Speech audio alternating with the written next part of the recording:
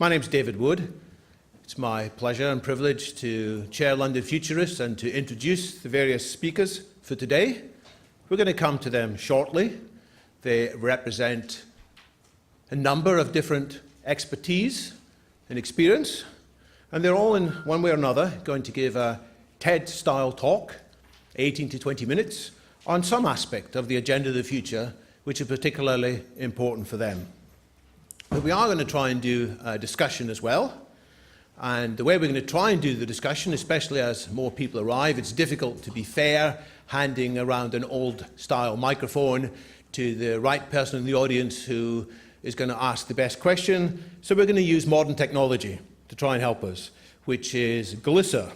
And each of the talks, as you may see from the handout you picked up or could pick up at the start, each of them has a web page, a Glisser web page, which you access on your smartphones or your tablets or your PCs by going to a URL which is quite easy to type in, glsr.it,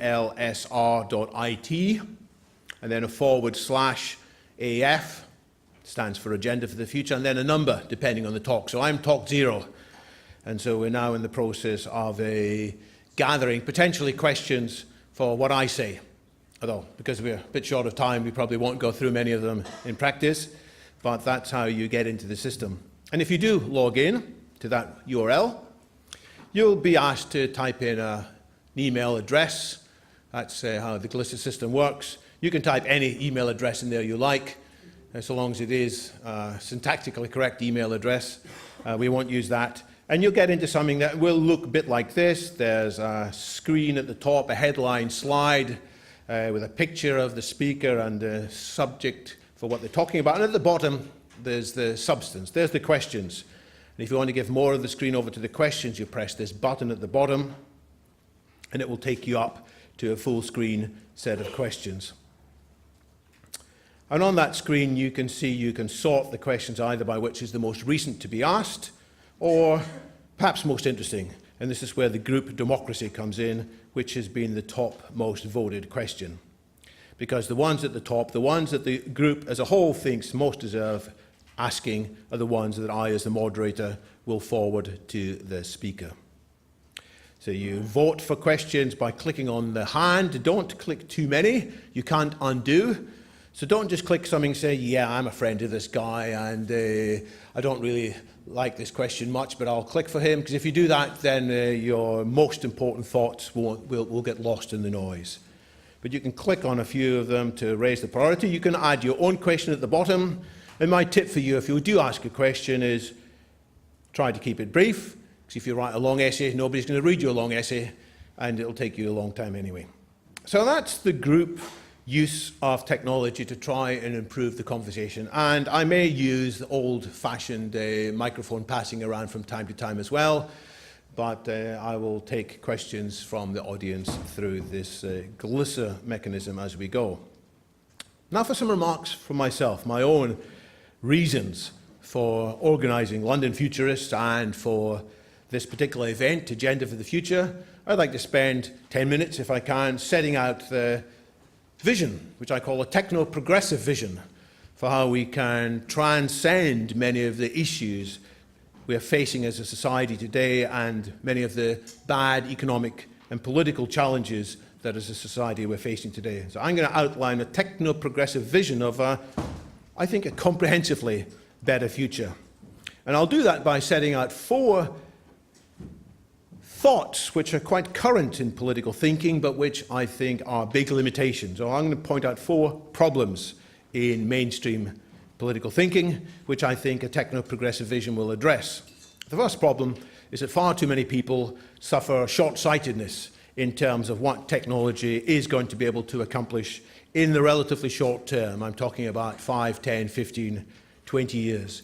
Most politicians, most people active in political discussion aren't sufficiently aware of the speed at which technological innovations are going to enable not just superficial changes in human experience, not just that we're going to be able to go a little bit faster doing the same things as before, but possibly more cheaply. There are going to be really profound changes in how we work and play and live and grow. I'm talking about things like technologies of automation, which we're all used to. We all know there are robots of sorts, engines of sorts, electronic brains of sorts, doing more and more things. I believe, however, that most people aren't sufficiently aware that the software of the near future isn't just going to be able to calculate better and faster than us. In many ways, it's going to demonstrate emotional intelligence as well as rational intelligence. We're going to see the emergence of robots which are doing creative and compassionate roles as well. And this is going to disrupt employment, not just 50% or so of employment, as some people have said, such as the Governor of the Bank of England and also his chief economist, Andy Haldane. I think that at least 80% of all jobs are going to be profoundly affected in the relatively near future. It doesn't mean the jobs will go away. It means we have to have a big disruption. How many politicians are really thinking hard about this? Not many, because of the techno-myopia. We should also talk about the technologies of human rejuvenation, by which I mean it's not just that people will live a bit older than before. Some people say, you know, some people might live more often to the age of 100. I think that's only the beginning of what technology is going to make available within the next couple of decades or so. We stand poised, if we wish, to eliminate the diseases of aging. There will be therapies available which we can apply to repair our bodies, our brains, our minds and our spirits. We can have improvements to our brains by various techniques, smart drugs, smart helmets, which will allow more and more of us to experience the kind of peaks of consciousness which various mystics or lovers or artists from time to time have intimated are possible, but which is hard to reach. So more of us will live not just well, but better than well. And this technology isn't just going to allow us to tinker with nature, it's going to allow us to reshape, if we want, human nature.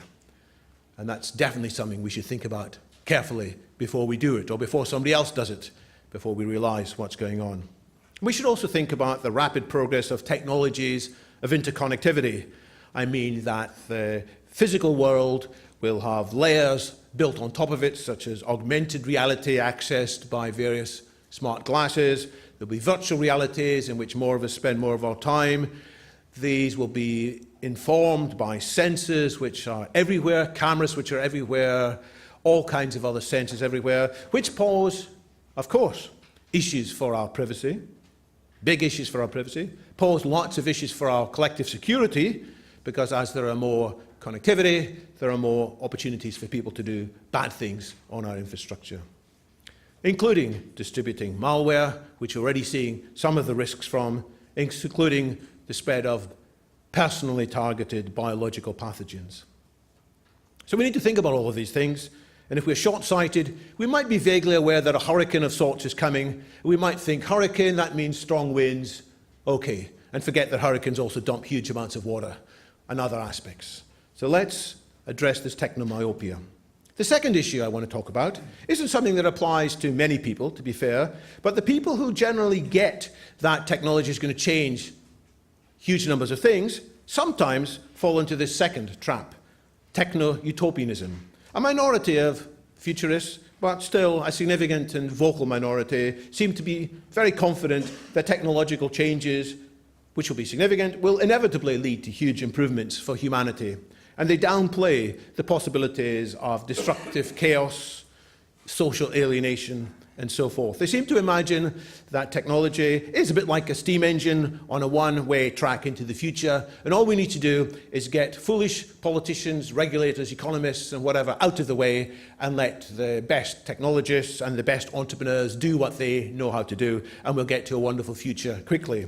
And these techno-utopians are generally unconcerned about market failures. They tend to say, yeah, let the great companies and great entrepreneurs do what they want. Oh, surveillance capitalism, oh, don't worry, there'll be a technological fix for that. Governments might have so much information about us and might manipulate us and might control us. Oh, well, there'll be a technological fix for that as well, perhaps. In general, many of these techno-utopians don't think hard enough about pricing in the side effects of these economic effects, the externalities, and as a result, we're seeing the chaos of climate, and we've seen in the past chaos in financial markets, where, dare I say, innovation has gone unchecked for too long. Clever people did incredibly clever things, but it did not add up for the goodness of humanity. So techno-utopians, of which there are certainly some who are quite well known, are unconcerned about market failures and seem unconcerned about social failures too, the possibility that there'll be a growing inequality of access. They say, don't worry, it all will trickle down in the end.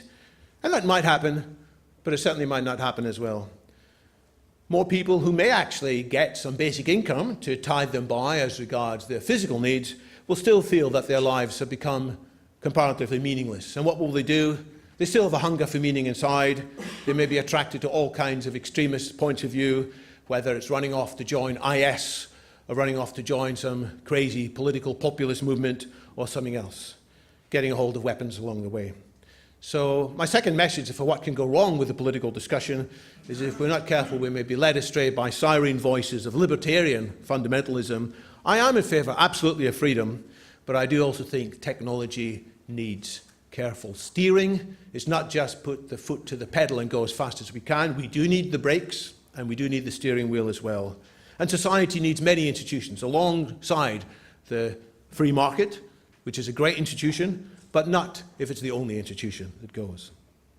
But the techno-utopians and the libertarians have an important point, is that most of our institutions are comparatively inflexible. Most of our political processes, most of the economic thinking has a lack of agility and responsiveness, and vested interests who are powerful today tend to be able to manipulate things so that they remain in power in the future.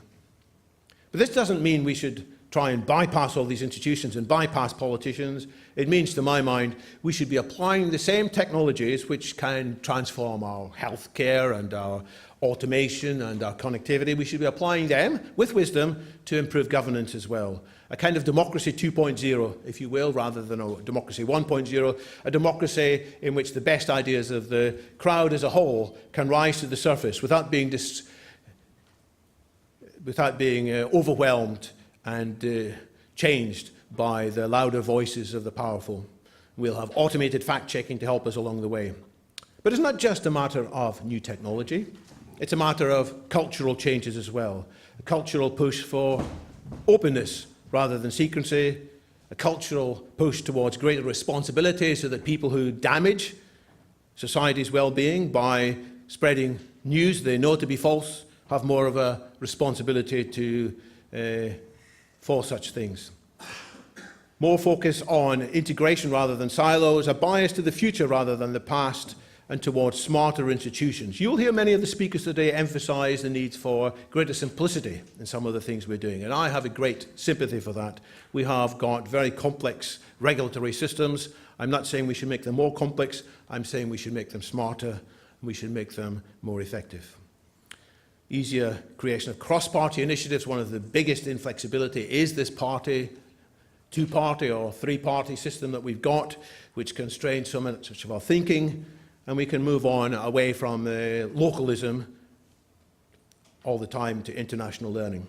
And the fourth issue I've got with much of today's political thinking is that the visions that empower it are comparatively diminutive, small-minded, narrow.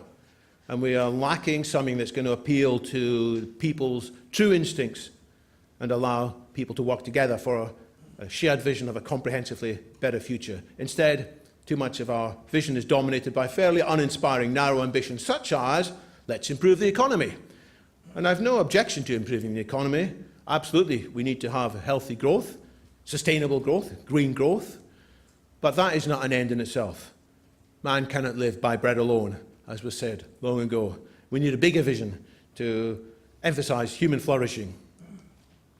The vision of full employment. That was very important in the past. It was very important for somebody's well-being that they could have a full-time job.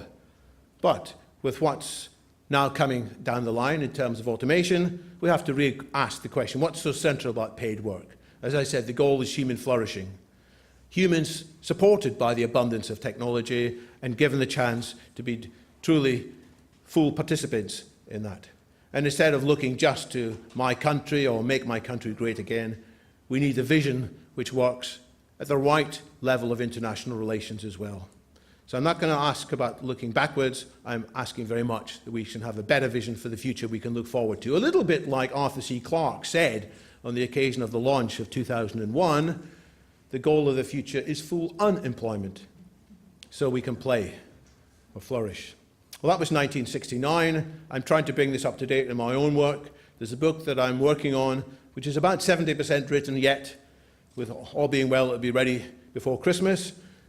Problem is, my chapters keep getting exponentially longer. Every chapter I write seems to be longer and more complicated than the previous one. But anyway, I hope to get that ready soon. So to recap, what this vision and what I'm writing about tries to address these 4 limitations, to address the problem that so many of our leaders are suffering from, a short-sightedness about technology possibilities. The answer there is education, education, education. If you like, it's clear-minded separation of science fact and science fiction, and emphasizing what really is possible in terms of its probabilities, in terms of its pathways. To address the issue of techno-utopianism, we don't just need people to understand about technology, we need to re-emphasize the human, social and political aspects of technology adoption. To address the problems of institutional inflexibility, we need more skillful application of technology to improve politics and regulation, and we need a better vision, which is a vision of technology being applied, I think, potentially within the next couple of decades. By 2040, I see that if we have second-generation green technology fully supported, we can have abundance of green technology, abundance of healthy foods, abundance of material goods. All of these things can be done sustainably. All of these things can draw on human skills and resources, but even more can draw on the powerful technologies which are just within our grasp. The vision I've got for the future has all of these things happening, but over the course of the last few years, it's become clear to me that some of this is more important than others. In particular, the things that probably might hold things up even more than before are lack of improvement in these bottom 3 areas. Whether or not we can cooperate better despite our differences, that is, whether we can take advantage of the technologies for collaboration.